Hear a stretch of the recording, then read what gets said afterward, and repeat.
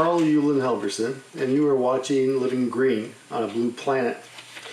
In August of 2024, my daughter Carrie Pulley and I attended the Protecting Mother Earth Conference in Cherokee, North Carolina.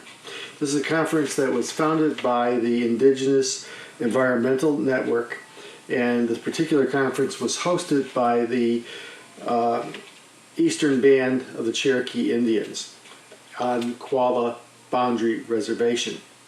The focus was all on the environment, from micro levels to macro levels. So we're talking about 900 attendees. The speakers were from not only all over North America or Turtle Island, but around the world.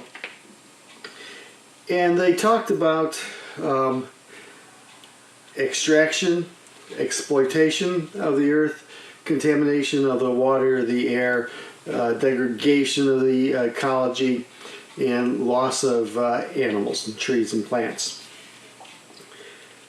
Most of the interviews I did were individuals speaking about specific programs or agencies. This one's a little different. It's 3 different individuals from 3 different heritages or nations, and they're talking about something a little more ambiguous, I would think, to the dominant culture. And so they're talking about the right to pray. If you think about the relationship between indigenous people and the environment, it's not extract, send out, fourth quarter profits. It's relationship. How do we live with Mother Earth and our brothers and sisters of all species in balance? And so part of that, to be in relationship, is to be communicating with the sun, the sacred fire, your brothers and sisters who may have 2 legs, 4 legs, 2 wings, fins, okay? In some ways it reminds me of my Franciscan background, where Francis of Assisi talked about all creatures being brothers and sisters because we're not the creator. We are the product of a loving, generous God. And so kind of the same type of thing. And so the person who started all this was Mary Lyons. And Mary Lyons is this Ojibwa woman who's a great-grandmother. And I don't mean that her grandkids had kids. Great-grandmother was a title of 13 women around the world, indigenous, who were keepers of knowledge and wisdom and givers of knowledge and wisdom. And I met Mary Lyons first at Salt Lake City at the Parliament of the World's Religion in 2015. And I've met her a number of times since then. I have one of her books. She's a mover and shaker on the world stage. She is part of this group of indigenous feminists. She focuses on self-care and sobriety, but she also really focuses on the environment. And so has been involved with the United Nations, with the Indigenous Environmental Network, and other agencies. So she brought in these 2 other people, and the one was Dr. Crystal Cavalier-Keck, and Dr. Cavalier is the co-founder of 7 Directions of Service, and this is an indigenous grassroots environmental justice group. She's also the director of 17 Rivers American Indian Movement. And so she's active. She's actually helped draft legislation to protect the environment. She's an adjunct professor of social sciences at Salem College. And we're going to be talking about, or in the interview, about interactions with police. And she knows something about bureaucracies and law and order, and that's partly because she's a former counterintelligence analyst with the Department of Defense at Quantico, Virginia, and she was also an analyst for Homeland Security. So she brings a wealth of information besides all of her indigenous training and growing up as an indigenous woman. Her husband is Jason Crazy Bear Kech from the Choctaw Nation. He has multiple ethnic identities, and that fits in very well with the conference, which was lots and lots of people. As I said before, people often have multiple, not just clans, but also branches of Indian nations or indigenous nations. And so this becomes important. He had a talk show format on, I think, the equivalent of Access TV, and he would talk about culture there. And one of his videos talks about the river is my kinfolk. And that again fits in with my idea of Franciscan worldview, that we are all in this together. And when we think about the various breakout speakers and plenary focuses at the conference, water becomes important. There were lots of water keepers there, and water is life. And so it's important to recognize the relationship and to protect that relationship.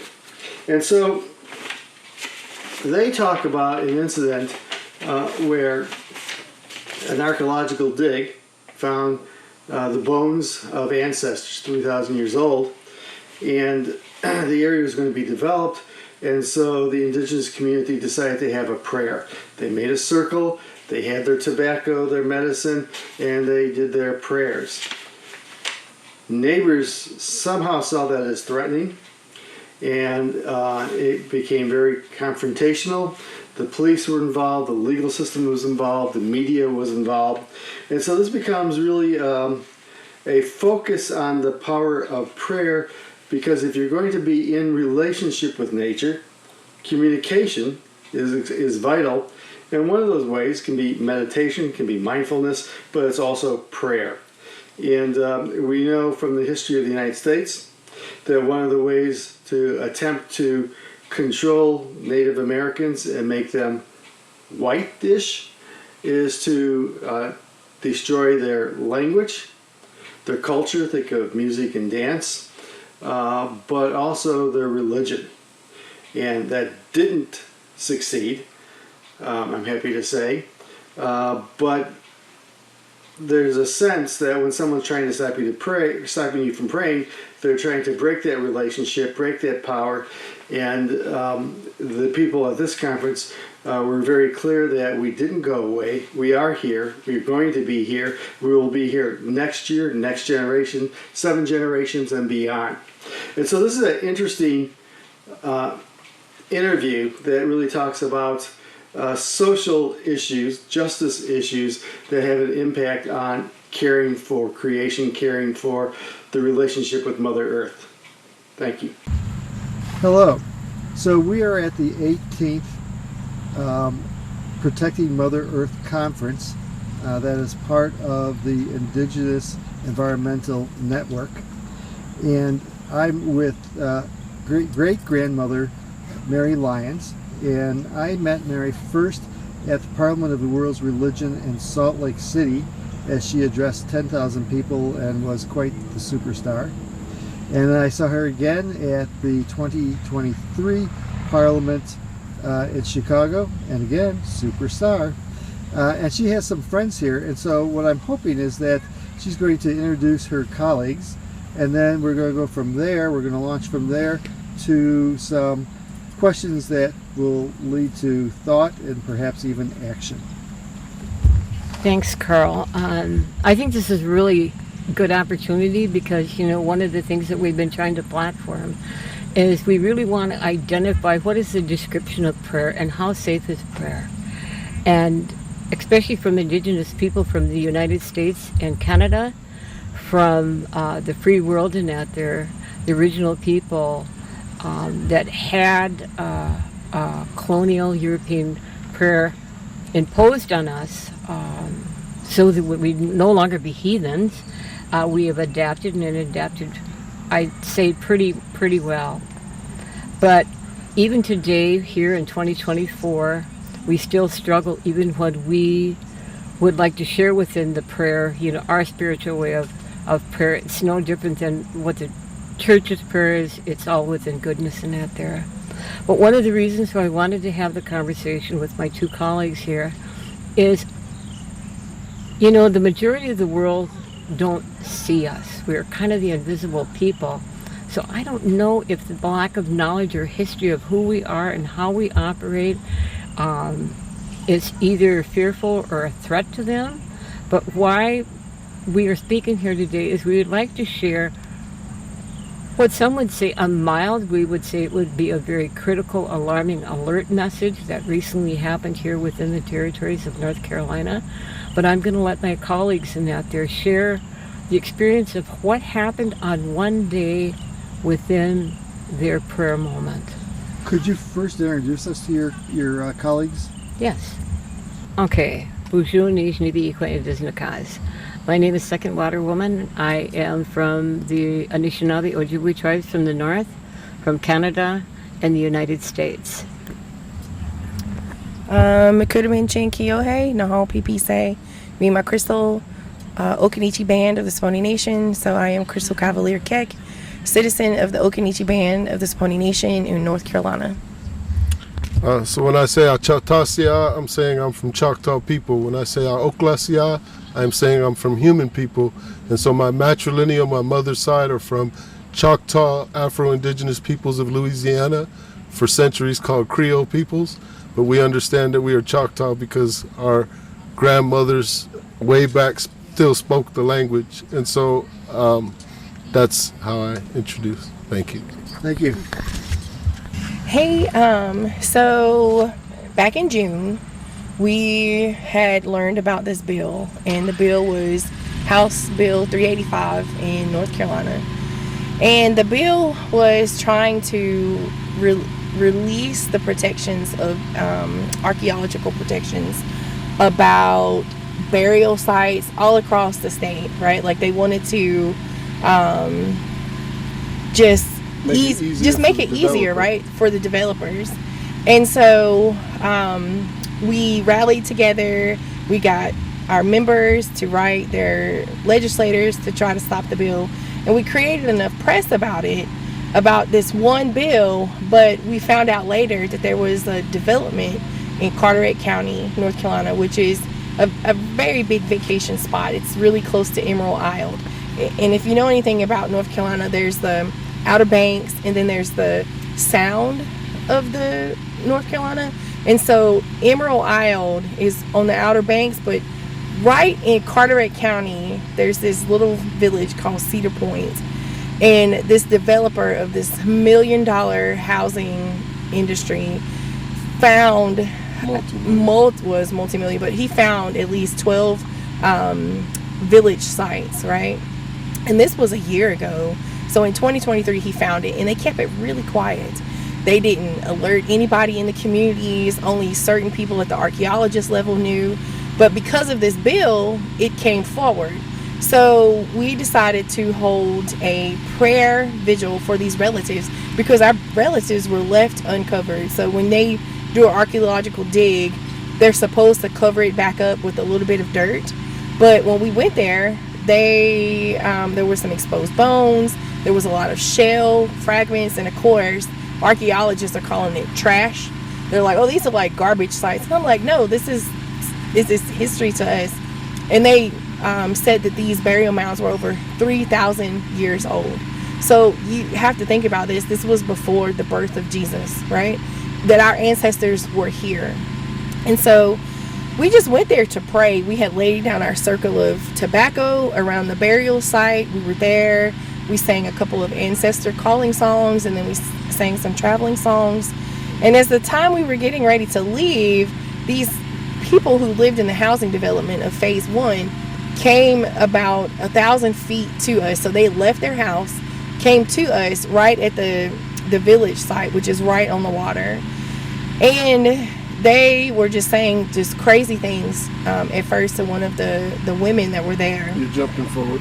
Oh, okay. What I missed? Okay. So basically, there was maybe a handful of men, about 4 men that were there to hold the balance for our women that were doing some of the praying. And because we had discovered exposed stuff, and we said the archaeologists aren't going to want this to be seen, one of our men photographed it. Right. And we were more worried that somebody would compromise or take the photographs. Yeah. So the majority of men were leaving with the photographs. Because we had this evidence. And so these tenants of this building saw that, waited for the 2 cars of men to leave, waited till there was only the women and children and 1 male elder and 1 young male 21-year-old that we had left to watch the folks as they left. And so at that point, they cut those vulnerable folk off when we weren't there to protect them. And you can continue from there. So, in this altercation, it was an off-duty sheriff's deputy who worked for a neighboring county. And he came and he identified himself, actually his wife identified him as an off-duty sheriff. And at that time, there was 1 sheriff that was on the way. And in the midst of all of this chaos, our young man who was there to protect his mom was holding the sheriff's deputy back, like the off-duty sheriff's deputy. He was just a regular citizen. And the guy was saying a lot of explicitives, like, why do you effing care now? You never cared about your relatives before, like, what do you care about it now? And he was just so aggravated. And we were just like, we're just here to pray, right? And before you know it, he grabbed one of the women and then he body slammed her on the ground. The mom of the 21-year-old. Yeah, the mom of the 21-year-old. But in the midst of all of that, he punched a 17-year-old girl in the face. He held the 21-year-old man on the ground when he was trying to get up. And just being really nasty and just saying crazy things. Another neighbor pulled a firearm. Right. And then another man came at the same time and was pointing a gun at the mom, the minor, and the young man, and also other women and children over in the area. And when the woman was saying he has a gun, the sheriff that had showed up just tried to, he was like, stop videoing, but he didn't address the man that had a gun. And we were like, she had told them we were here to pray. You entered our sacred circle of tobacco, and we were just praying, and we were leaving. And people stopped us from leaving. They stopped us from praying. And then we left because our people had sustained injuries. And so they told us, we called an attorney, we called a retired judge, and we also called a pastor and asked him what to do. And so they told us to leave the county because it was very racist. They were afraid we were going to get harm done to us. And so we left and we went to Chapel Hill to where it was more progressive. And we got them seen at a hospital there. But in the meantime, the off-duty sheriff had said that he was stabbed. And so because he was an off-duty sheriff, they just took his word. They issued felonious warrants for assault. Felony warrants for assault, leaving the scene of a crime, and aiding and abetting, just a whole list of things. Toward the injured victims. Right, towards the victims, and then everybody else who was there. And so, we had to put the victims in a safe house because during that time, overnight, the Wilmington police were called and was trying to serve a warrant on her to their house to get them arrested. And we were like, this is crazy. And so, during that whole time, we worked with Scott Holmes. He is a North Carolina attorney. He works for Central Law School, but he's a civil rights attorney. And he was able to help us walk through this process of trying to get these warrants recalled back. And I mean, everybody that we've talked to were like, once they issue warrants, that it's hard to get them recalled. But when we had the video, and if we didn't have a video evidence, we would have been on the other side, and they would have really just thrown the book at us. They would have given us every charge possible. And so we did cooperate with the police, but only with our attorneys. Can I explain something else? Yeah. In there? So because we got this civil rights attorney, and because he said hold the video, there was like an urgency of media to put out a story. So for 2 weeks, basically, all the media was these indigenous protesters. She kept doing these small press releases where she said, protest is something different. We were there to pray. Prayer is something different. When we hold prayer, Right. we don't even come with the same intention as when we hold protests. Right. Sometimes they can be combined, but that's not what this was.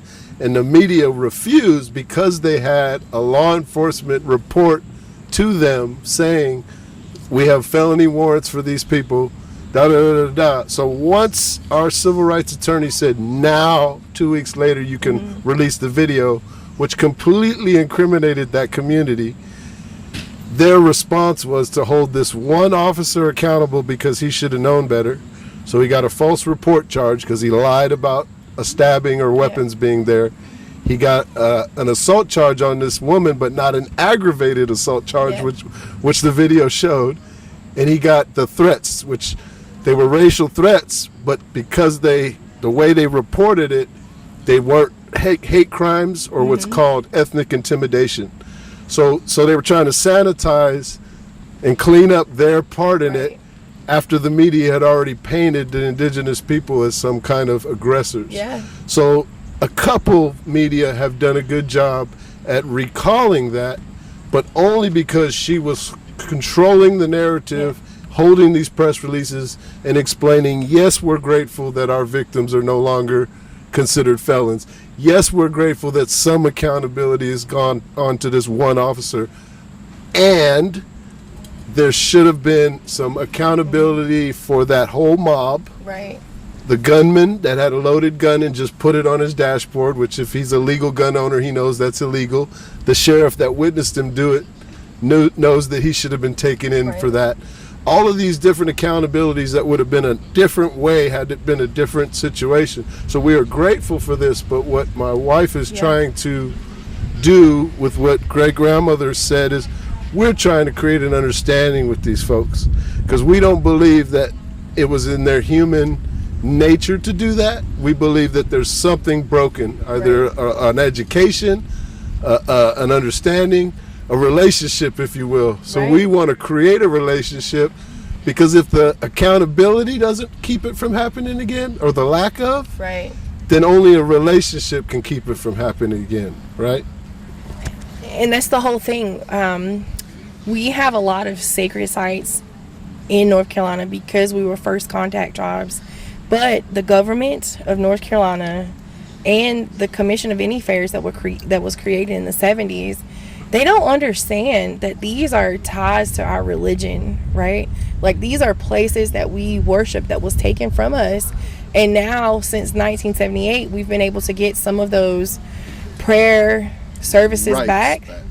But they're not really upholding that bargain, because they're still destroying our sacred sites. There's pipelines that are coming through, that's going through our villages and mounds, that, like, they're literally blowing the mountaintops off that has our sacred burial mounds there. And we have it documented with the Mountain Valley Pipeline and the Southgate Extension that they are going through active burial sites.